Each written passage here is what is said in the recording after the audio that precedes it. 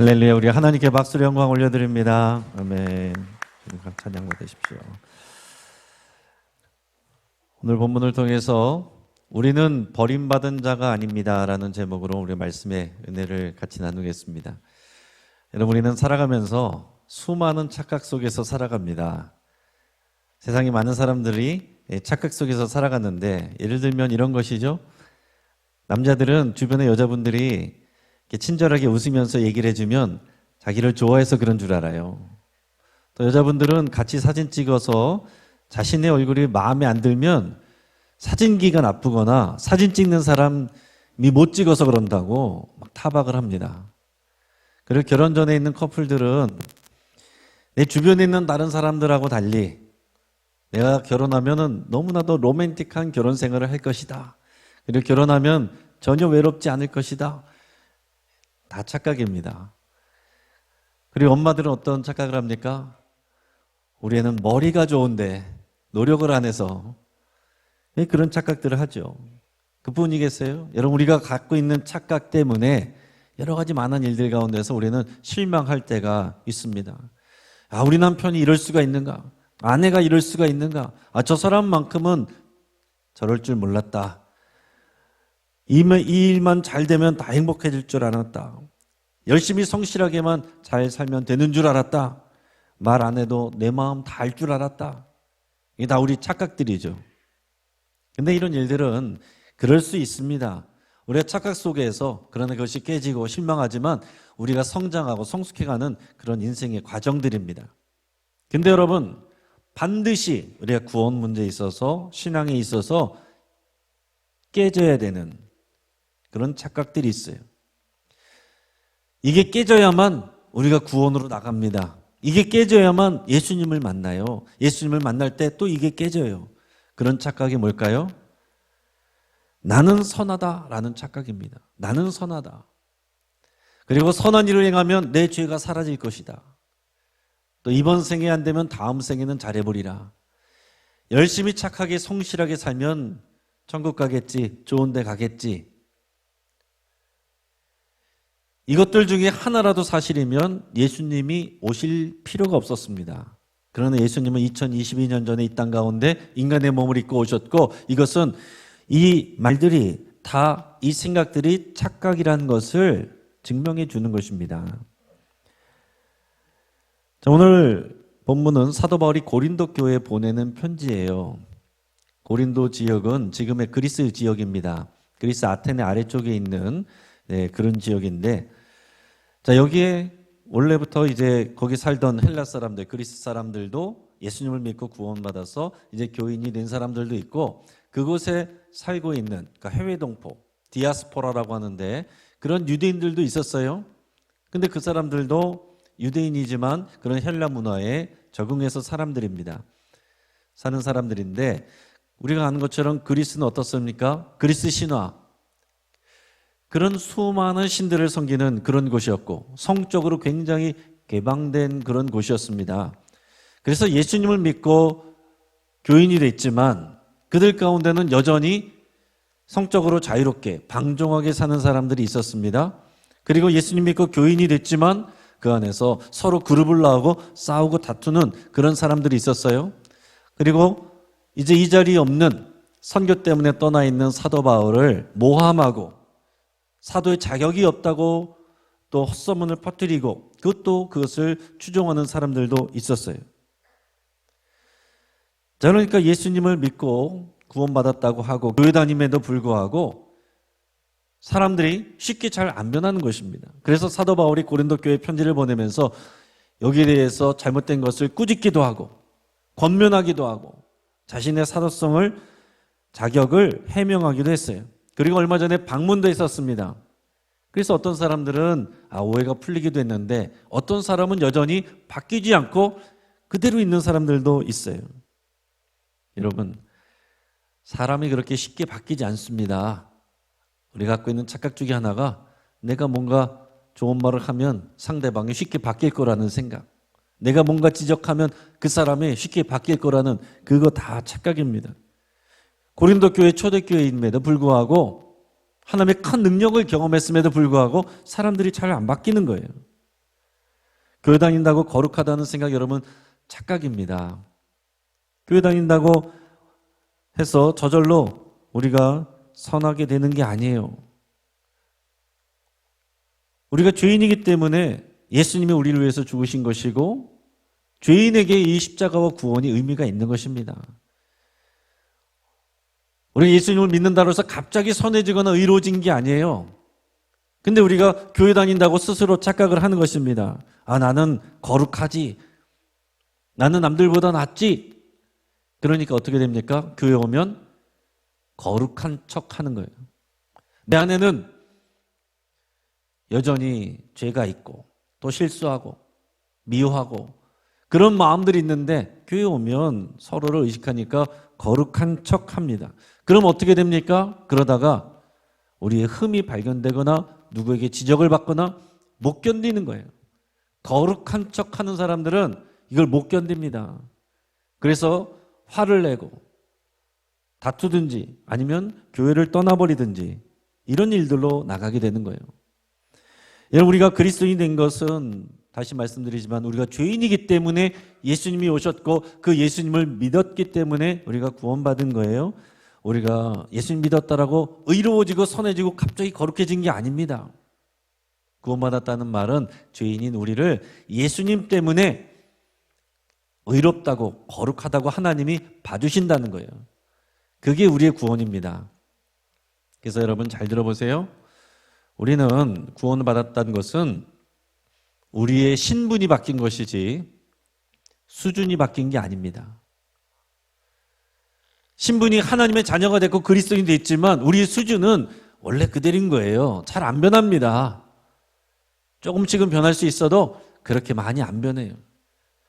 그러니까 우리는 스스로 착각하기도 하고 다른 사람들에게 헛된 기대도 하면서 교회 오니까 다 사람 거룩하겠지, 착하겠지, 의롭겠지 서로 착각이고 그래서 실망하고 또 자기 자신에 대해서는 거룩한 척하고 이런 모습들이 반복이 된다는 얘기입니다. 고린도 교회 안에서도 교회 다니지만 성적으로 방종하고 그리고 서로 그룹을 나누고 서로 싸우고 다투고 그리고 리더를 잘 신뢰하지 못하고 헛소문을 잘 믿고 이런 일들이 많았습니다.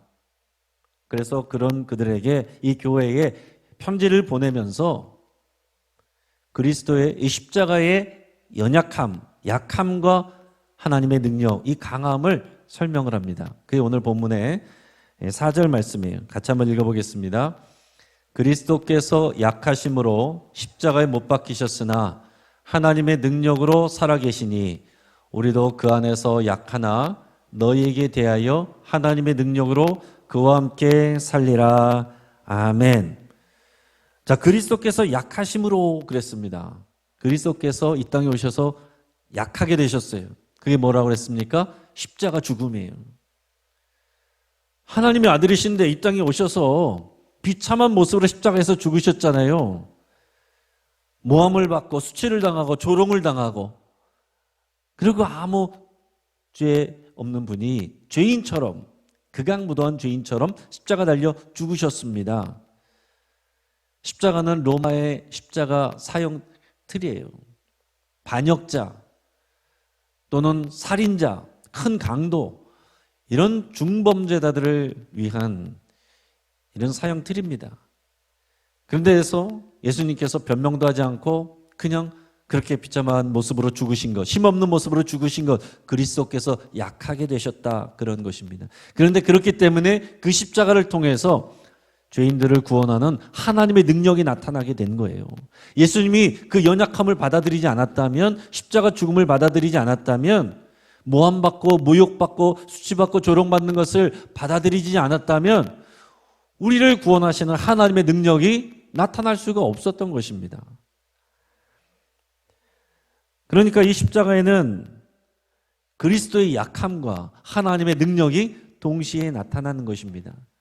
그래서 우리가 예수님을 믿는다는 것은 그리스도의 약함과 하나님의 능력을 동시에 우리가 받는 거예요. 우리가 십자가를 믿지 않습니까? 십자가의 복음을 믿지 않습니까? 십자가는 그리스도의 약함을, 우리가 그리스도의 약함을 받는 사람들이기 때문에 진짜로 우리가 강하게 되는 것은 그리스도 안에서 우리의 연약함을 받아들이고 인정할 수 있는 거예요. 그걸 받아들이는 것입니다. 그게 우리의 믿음인 거예요.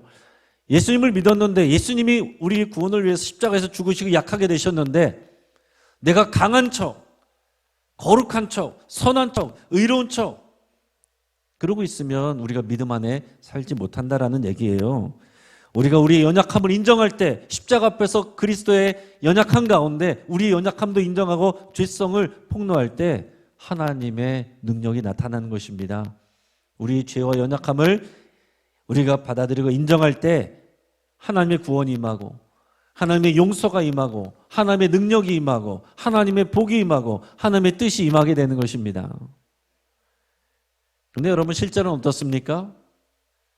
교회 밖에서는 물론이고 교회 안에서도 실제로는 우리가 우리의 조그만 허물이나 잘못을 지적받을 때 여러분 그것을 넉넉하게 받아들이십니까? 아유 미안합니다.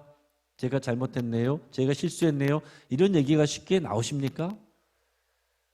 그렇지 않을 경우가 많아요. 사람은 기본적으로 자기 자신을 보호하려는 그런 본능이 있습니다. 자기의 자존심, 자기의 명예를 지키고자 하는 그런 마음들이 다 있어요. 그래서 그것을 심리학적으로 방어기제다라고 얘기합니다. 방어기제. 방어기제 여러 가지가 있지만 우리가 흔히 생각할 수 있고 경험하게 되고 우리가 하게 되는 방어기제들이 이런 것들입니다. 누군가 우리에게 또 잘못을 얘기했을 때 그것을 인정하기보다는 합리화하는 경우들은 많죠. 아, 이건 그럴 수밖에 없었다고, 상황이 그랬다고 합리화하는 거예요. 어떤 사람은 남 탓을 합니다. 그럼 그때 네가 제대로 얘기를 해줬어야지. 네가 제대로 얘기를 안 해줘서 그런 거야. 그냥 다 네 탓이야. 남 탓하는 것도 이 방어 기제예요. 어떤 사람은 그냥 고집을 부립니다. 아, 몰라, 내 말이 맞아. 무조건 내가 맞아. 어떤 사람은 회피합니다. 아, 됐어. 관도. 어떤 사람은 공격을 합니다. 그럼 뭐 너는 깨끗해? 너는 다 잘했어? 너도 저번에 그랬잖아. 이게 다 심리학적으로는 방어 기제라고 얘기를 해요. 그러니까 우리는 본능적으로 자기 자신을 보호하려는 그런 마음들이 다 누구나 있습니다. 그런데 십자가를 믿고 예수님을 받아들인다는 것은 우리의 죄와 연약함이 폭로되는 거예요. 그러니까 믿음이란 거는 좀 깊이 생각하셔야 됩니다. 강해 보이려는 것, 그게 십자가 못 박히는 거예요. 내가 예수님과 함께 십자가에서 죽었습니다. 십자가에서 달려 죽을 수밖에 없는 그런 죄인입니다. 이게 인정이 돼야 우리가 예수님을 믿는 것입니다. 그래서 진짜 강한 것은 정말 하나님의 능력을 누리려면 그리스도 안에서 나의 죄와 연약함을 받아들이고 인정할 때 하나님의 능력이 우리에게 주어지고 우리가 치유되고 변화되는 역사가 있는 것이에요. 내가 강한 척, 거룩한 척, 아무런 잘못도 없는 척, 나는 문제가 없는 척 하고 있으면 교회 나와서 신앙생활 잘하는 것 같아도 하나님의 역사가 일어나지 않습니다. 자, 바울은 또한 고린도 교회 성도들에게 과연 이런 믿음이 있는가, 그리고 당신들이 믿음 안에 거하고 있는지를 스스로 시험하고 확증하라, 그렇게 권면을 하고 있습니다. 오늘 본문의 13장 5절 말씀 같이 읽겠습니다. 너희는 믿음 안에 있는가 너희 자신을 시험하고 너희 자신을 확증하라. 예수 그리스도께서 너희 안에 계신 줄을 너희가 스스로 알지 못하느냐. 그렇지 않으면 너희는 버림받은 자니라. 아멘. 너희 자신을 스스로 시험하고 스스로 확증하라 그랬어요.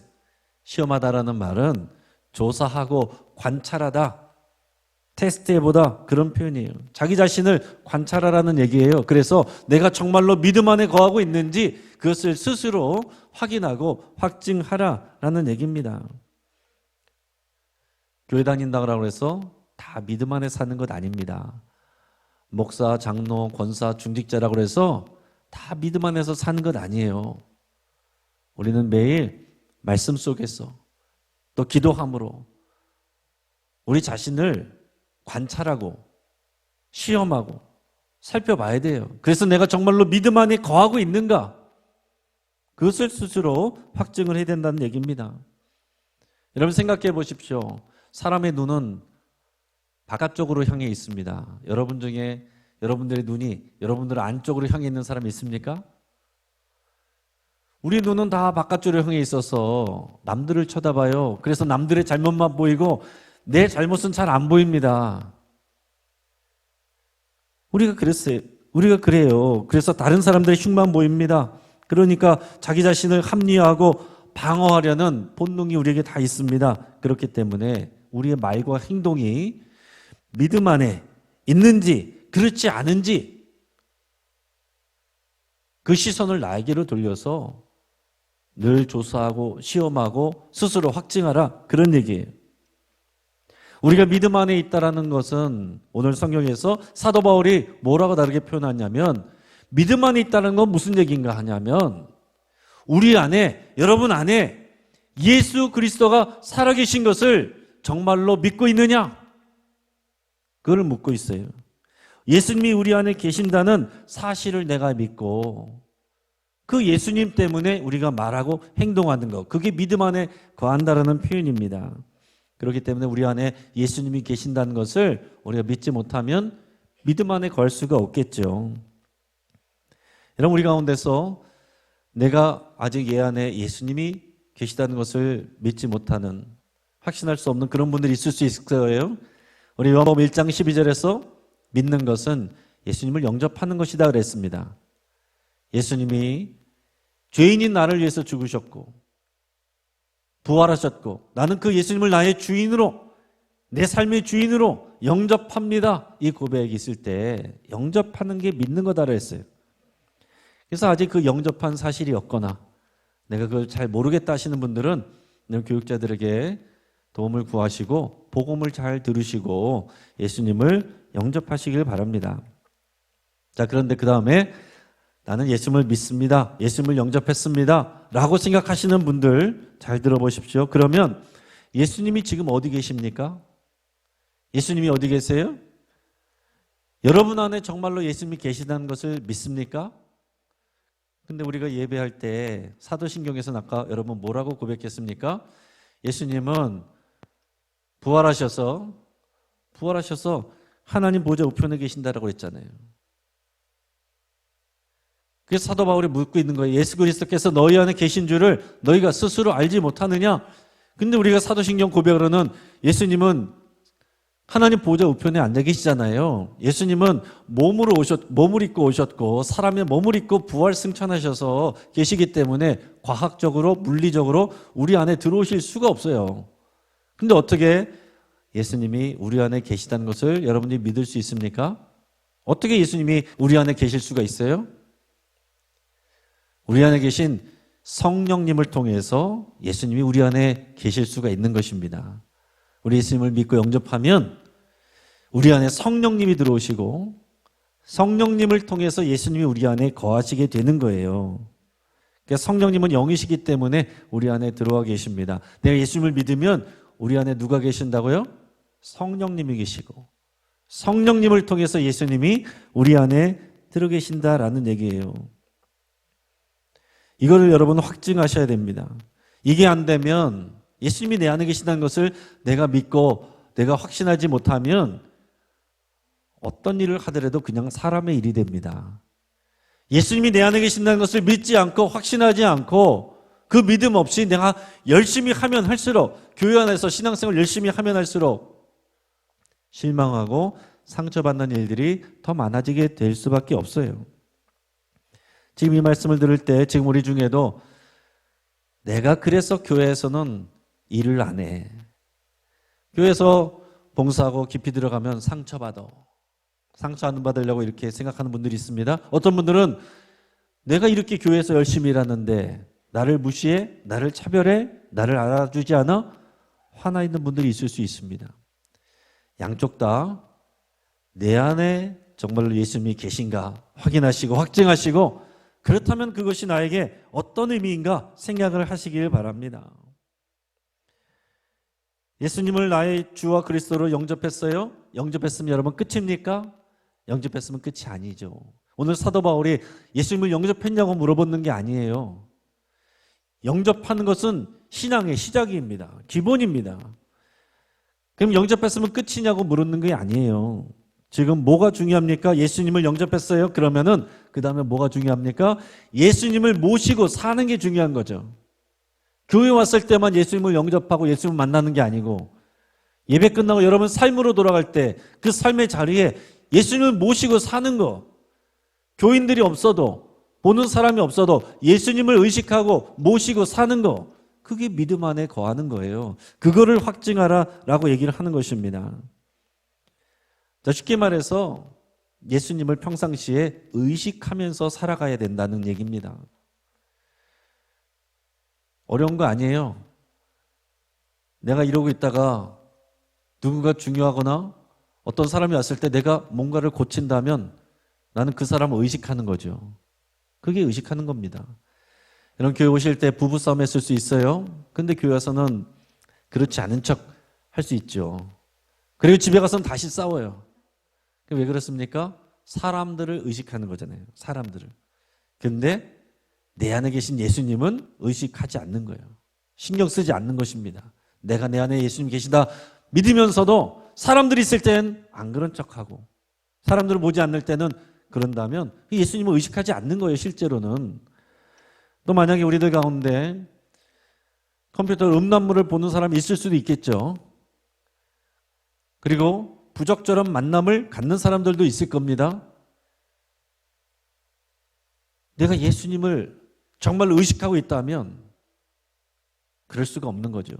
만약 여러분들이 혹시라도 집에서 컴퓨터에서 음란물을 보고 있는데 제가 갑자기 예고 없이 방문했다고 해보세요. 그럼 여러분 화들짝 놀라서 조치를 하겠죠. 그냥 그 켜둔 상태로 저를 영접하진 않을 거 아니에요.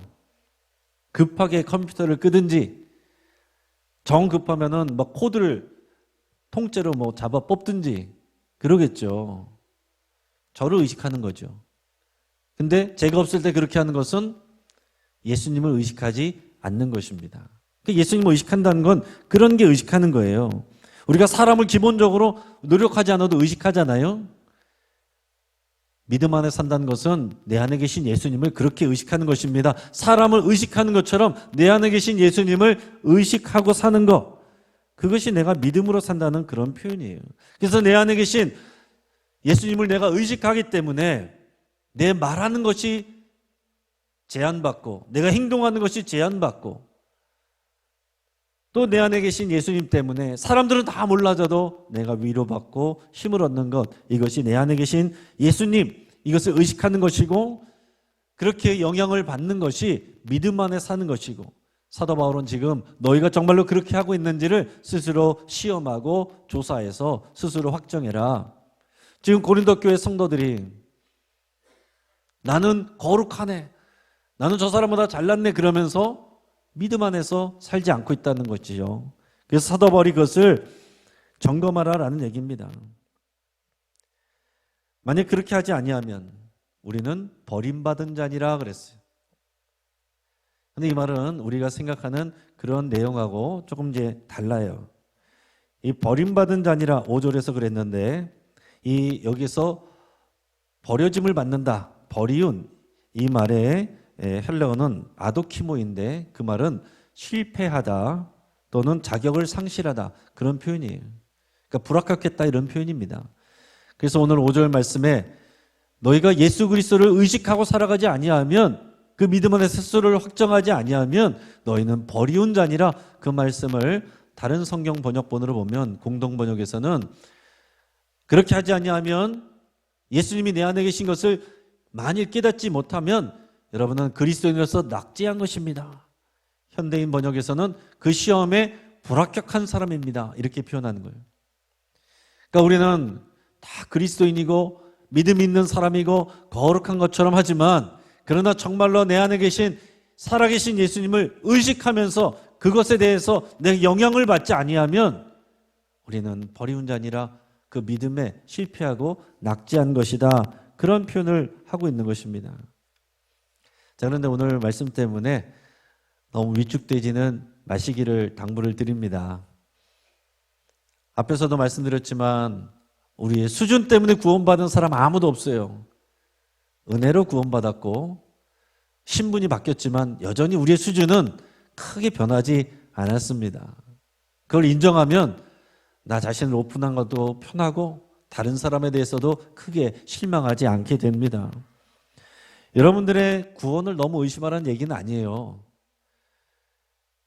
여러분이 내가 죄인이란 것을 인정할 수 있고 예수님을 나의 주님으로 여러분 영접했고 그렇게 인정했고 예수님이 죽으시고 부활하셨다는 것을 믿으면 여러분 구원 받았습니다.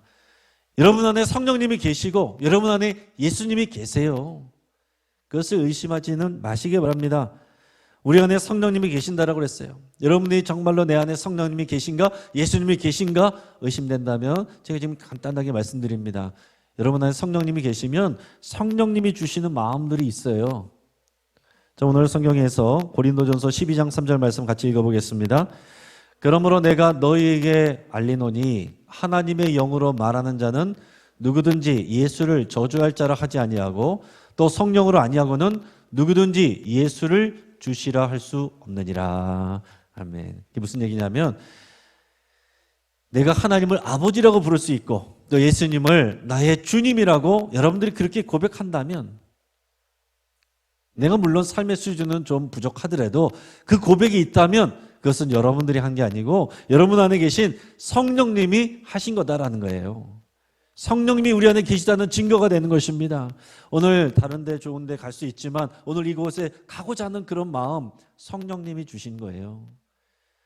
아, 나는 성경도 잘 모르는데요. 교회 봉사도 별로 안 했는데요. 기도도 많이 안 해봤는데요. 그래도 여러분 안에 성령님이 계신 것을 여러분 믿으시기를 바랍니다. 자, 오늘 말씀을 정리합니다. 사람들은 늘 착각하면서 살아갑니다. 근데 가장 큰 착각은 나는 다른 사람들보다 선하다. 나는 거룩하다. 그런 착각이에요. 그렇기 때문에 거룩한 척하고 남들에게 자꾸 강해 보이려고 합니다.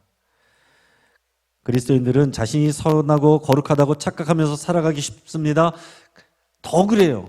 교회 바뀌는 사람들보다 더 하겠죠. 우리는 예수 믿는 사람들이니까 더 그런 거예요. 더 거룩한 척합니다. 그러다가 흠을 들키면 지적을 받으면 참지를 못하는 일들이 많아요. 더욱 더 자기 방어를 하는 경우들이 많다는 얘기입니다. 그러나 예수님의 십자가는 뭐라고 그랬어요? 그리스도의 연약함과 하나님의 능력이 같이 나타난다라고 그랬어요. 그 모든 오해와 수치와 조롱을 예수님이 다 받으셨습니다. 우리를 위해서. 그 예수님이 우리 안에 있으면 우리의 연약함과 죄를 우리가 다 인정하고 받아들여도 되는 거예요. 미안합니다. 죄송합니다. 내가 잘못했습니다. 이게 쉽게 나와야 되는 거예요. 이게 쉽게 나올수록 강한 사람이고 믿음이 성숙한 사람이 되는 것입니다. 이걸 안 할수록 믿음이 연약한 사람인 거예요. 오늘 말씀 가운데서처럼 예수님이 정말로 내 안에 살아계신다는 것을 여러분 믿으시고 의식하면서 살아가시기를 축복합니다. 정말 내 자신을 항상 돌아보고 들여다보고 내 마음속에 정말 무엇이 있는지, 그래서 내 자신을 시험하고 조사하고 테스트해서 내 안에 정말 주님이 계시다는 것을 여러분 확증하시고 확인하시고 그 믿음 안에 살기로 하면 결단하시길 바랍니다. 그래야 우리가 버림받은 자가 아닌 것이 되는 것입니다. 또한 예수님이 내 안에 계신지를 확신하지 못하고 자꾸 흔들리는 분들, 그런 분들에게 다시 권면합니다. 내 믿음이 작고 말과 행동이 비록 성숙하지 못해도 내가 예수님을 주라고 고백할 수 있고 하나님을 아버지라고 여러분 고백할 수 있으면 이미 성령님이 여러분 안에 계시고 예수님이 여러분 안에 살아 계십니다. 세상 사람들 다 알지 못하고 나를 공감해 주지 못하고 나를 다 오해해도 예수님은 우리에게 모든 이해를 주시고 공감을 해주시고 위로를 주실 수 있는 분이에요. 예수님 우리에게 그렇게 쉽게 실망하지 않습니다. 우리가 죄인일 때 우리를 위해서 이미 죽으셨기 때문에 우리 실수 때문에 쉽게 버리지 않으세요. 쉽게 실망하지 않습니다. 다른 사람 다 몰라줘도 내 안에 계신 예수님은 나를 알아주시고 그 가운데서도 하나님의 사랑 주시고 위로해 주시는 분이세요. 우리는 버림받은 자가 아닙니다. 그리스도 안에서 여러분 이 믿음과 그 확신 가운데 살아가시기를 주의 이름으로 축복합니다.